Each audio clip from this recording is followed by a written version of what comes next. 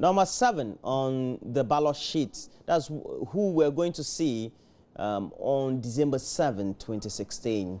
And Jacob Osei-Yeboah, known to me, for example, as Joy, because I know him very closely. He's an independent candidate for the 2016 elections, taking place that very day. And he has a logo. And now he's number 7 on the ballot paper. Okay, he's here with me. And today is going to be phenomenal because at the end of our discussions also, he's going to formally present to us what is his manifesto. And we are going to study that very manifesto and serialize the contents to you. But Jacob Osei-Yeboah, how are you? I'm fine, thank you, Roland. You're a very strong man, I always tell you. Somebody who has worked greatly in the mining sector and the extractive industry and have this great passion to make sure you see Ghana develop. So far, how has your electioneering or campaign been going? First and foremost, a very good morning to your viewers across the globe. Our campaign has been going on very well, but normally it's out of sight of most media houses because we believe in the door-to-door campaign, one-on-one campaign, because our slogan is Joy 2012, the power of one, and the power is you. So the moment as an individual you realize that the sovereignty of our nation resides in you, and you must responsibly give it to someone that you are convinced that the person will be able to lead this nation. That is your responsibility. And so the moment people come to this realization, as a nation will be able to move forward. And we are doing tremendously well. You see, yesterday, maybe if you have yesterday's paper, I could see that Ekunfi, where the late Professor Mills was born, his family and the whole village community, the chief over there, through his support for us. Because they say that they've studied me, the way I conduct myself together with my team. They've seen the vision that I have, the humility which also resembled that of their own son. And so they did not hesitate. It came. But it was out of sight of most of the media. But those who were there, the Daily Graphic and GTV, they picked it up. And so we've been doing that. I believe if we move to the developed world, especially if you are in Germany, the place looks very quiet. But productivity is about 100%. You come to our environment, so much noise, and productivity is just about 5%. Which one do we want? And so even in our politics, they will tell you, so people really want, but what is the productivity? And so if you're a leader who standing for a new vision for our country, you really want us to chart the path towards our destiny, because we are missing our providential way. You not do the same thing just as others are doing. I mean, you see people on their billboards and posters, you see them smiling. I mean, Ghana, we are in a very serious situation. And so when I see them, it's as if they are laughing at us. I mean, why should you smile in this condition of Ghana? And when you go around campaigning, what are the key cardinal principles, key cardinal points, key cardinal promises based on which you tend to undertake your campaigning? Our country has been polarized because of partisan politics. You know, in 2012, when you were interviewing me on another network. Yes, I had a lot of interaction with me. In and that is the same thing. You see, we are being polarized because of our ethnicity. Ethnicity by itself is good. Instead of our political parties tapping on our ethnicity as a business model, and by so creating wealth out of it, they are tapping onto our ethnicity to polarize that. For me, when I see, I'm an Ashanti, pure an Ashanti. And so when I see a Dagomba, I should be annoyed with Dagomba or the Ewes or the Fantis. No, that shouldn't be. But when you take your time and look at the vision of Nkrumah and that of J.B. Dankwa, when you put them together, you could see that that is where, as a nation, the path that we should have charted. But these kind of partisan politics have brought the kind of rift, and we've been torn apart until we destroy ourselves. And so all the things that we're talking about is the fact that as a nation, let's go back. Let's come together as one people, one nation, with one destiny. We need to tap into that critical social energy that gave our independence. Tap into our culture and develop ourselves. And so we represent, JOY represent unity. Okay, we are fed up with the winner takes all. And so we are talking, and we are the architects of all-inclusive governance. And then within my book too, I've stated all of this. And so first and foremost, that is what we want to do. And as a result of that, we've stated that we want to establish what we call the sacred house. That sacred house we mean by upgrading the current Council of State. And instead of the government having a lot of hand in the appointment, this time around we say that that sacred house is going to be, we want to restore our traditional rulers, that is our chiefs. We want to make sure that our religious leaders, they have a great say in our governance. The business community, the architects of our economy, they have a say. All the professional bodies that you can think of, Institute of Engineers, Ghana Medical. That's going to be a whole house of many numbers. No, yeah, no, it will be selected that represent That'll the be core. a second house? A second house, okay?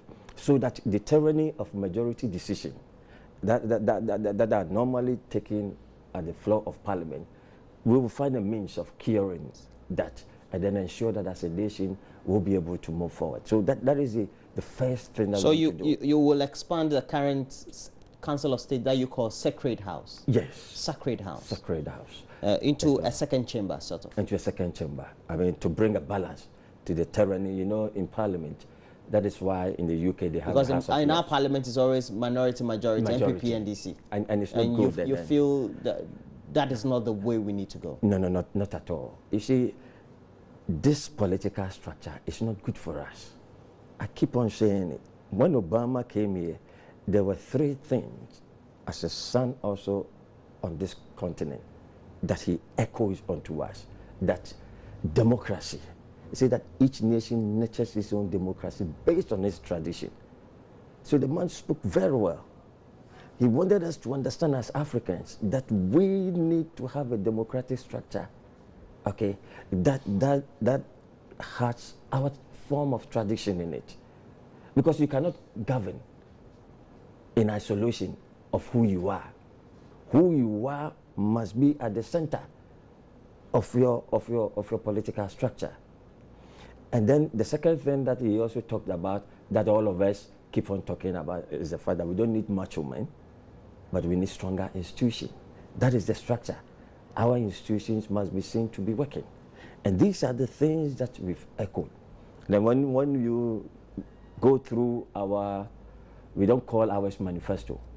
We call it as a foundation policy for 2016.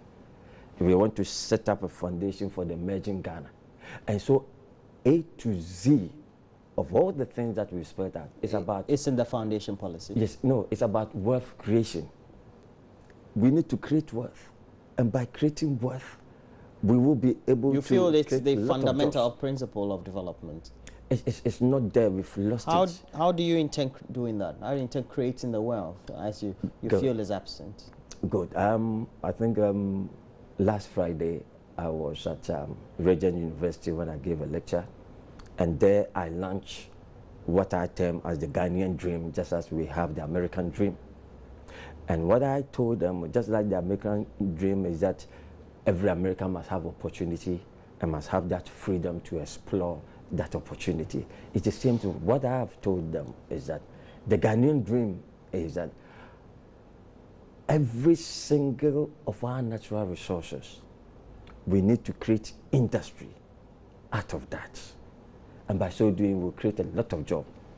Talk about the gold industry, the manganese, the bauxite, the diamond. Talk about the fertile lands that we have. Talk about our climate. People do not think that climate by itself is also another natural resource. The reason why we are at the center of the earth and the equator, we need to capitalize on the sun. Look at the speed of the wind that we have here, and how can we transform that? The fertile land. Look at the sea that we have, the salt, that the oil industry across the globe needs, salt. The fishes that we have, the streams, the lakes that we have. I mean, we can create economies out of all. Look at the beach industry. We can create, and so at the university, I gave them an assignment, and the reason why I wanted to launch it at the university was that it's an institution of knowledge, and we know that projects upon projects can help keep the Ghanaian dream alive. And I gave them an assignment that for each of the natural resources that we have, I mentioned quite a lengthy of them. As a student, we have what we call the pestle analysis, that take the political, the economic, the social, the technological, the legal, the regulation and environment analysis of that particular. So with gold, we have galamsey, and so do the pestle analysis and situate where gold, how we should manage that. So that is the Ghanaian dream, and it's going to create a lot of jobs. As you go around, you also get to know that there are some sections of our electoral population or citizenry who seem to be very much nonchalant, very impassive, very apathetic, and seem not to believe in the political elite. So they make references like, oh, both NPP and NDC are the same, or all politicians are the same. How do you hope that you will make sure that you have the rallying point? This is a very important question. It means that as a journalist, you've really made a lot of investigation. It's true. They normally ask about this, but one of the things that has been happening to us, as soon as they hear me speak on issues, they say that, no, this is what we think that all politicians, but you, there's something about you. You look so different. Because they've realized that I don't have anything to hide. And I speak to their heartbeat. You see, that is what politics is all about. Politics is about the fact that you think that this nation has given you opportunity, and you are now in a certain position that you want to give back to society. It's not about you. It's about the people. Politics, the power is not about an individual. It's about the people. The power in the Constitution is about the people. And so our governance and whatever thing that we do, it's not about us. It's about the people. And so we speak to the heartbeat of people. And that is the secret of Donald Trump. He just looked at what Americans are lacking, the heartbeat. What they're worried about. What they are worried about. He spoke about that. Because they were worried that foreigners were coming, taking their jobs. Was worried. Yes. They were worried. So he decided to make it his worry. They did not care that you can even show the nude picture of his wife or whatever. Americans were worried that they were not commanding the respect they were again. No more going to a lot more of the wars. He said, when we come, we'll make sure that we fight what Islam was a worry for the average American. So you see, and what you see, what is the worry of the average Ghanaian? It's about businesses. It's about job creation. And they're looking for someone who has what it takes to create jobs. And so when they realize that, hey, this is what JOY stands for, creating jobs out of each single natural resource that we have. Even with our ethnicity, we are creating jobs out of it. And so with our policy, we've stated that we're going to have a collaboration with our traditional rulers and our religious leaders. And so with the traditional rulers, because they are the embodiment of our culture. And so what we're going to agree with them that most of the festivals that we have in our country, we're going to agree with them that between the beginning of July till the end of September, we want most of these festivals to be celebrated around that point. Because in business, that is the time that in Europe, you have a lot of people, summer, they like traveling for holidays. And so between that time, somebody will July come to Ghana up to September. Between that time, somebody will come to Ghana and experience our culture right from Volta to Upper West. Look at the trail of employment even if each community has a single tourist guide to talk about the area. You see, and so right from there, we are combining Ministry of Road and Transport, creative arts and culture together so as to create industry out of So there tourism. should be interconnection. There should be interconnection because you can't create tourist sites while there are no roads. There are no roads. Just like we have tourist sites that have no roads, poor roads. There should be some intervention. So that you don't have separate ministries who don't know what the other is doing. Oh, as for this one is for Ministry of that. No. But we're getting the responses, and so far it's been phenomenal. My name is Emmanuel. Please tell the independent candidate Joy that I will campaign and vote for him come December. So you should continue campaigning for victory this year. I'm from Tamale, and that's Emmanuel. He's even put his number there. He said you should call him. He'll campaign for you from Tamale. Good morning. Definitely Joy will win, and that's from Motofita from Tamale. We need peace in this election. We have a number of. What do you make of yourself? You've been placed on the seventh position. Roland, the number 7 stands for perfection. And then we are in the 4th Republic, and this is the 7th election. Really? Really. And all the things that are happening is pointing to the fact that it's about time that we perfect our governance system. And that perfection stands for someone who will bring all of us together as one people. That is how we need to see together this rhetoric just in the space of 12 hours. We've done so well. 7th election. Yes, we are in the 4th Republic, the 7th election, and number 7. And we needed that number 7 this time round. And that is why Papa Kwesi and Co. only 3 will have to be added. So that we have that. And all the Are you a prophet? I am, because I'm a local preacher as well. Okay. And again, let me tell you something. This is the time that people have to pray and ask God who should lead us. That is what the Muslim. And I'm sure God will say it should be you. No, I am giving them the, you see, you have the things of God, we don't go about what the other parties are saying is a manifesto, but you have what you call a foundation policy. Yes. Can you show it to the cameras for us? You know, what we have is what we call the foundation policy, because we need to establish that foundation for the emerging Ghana.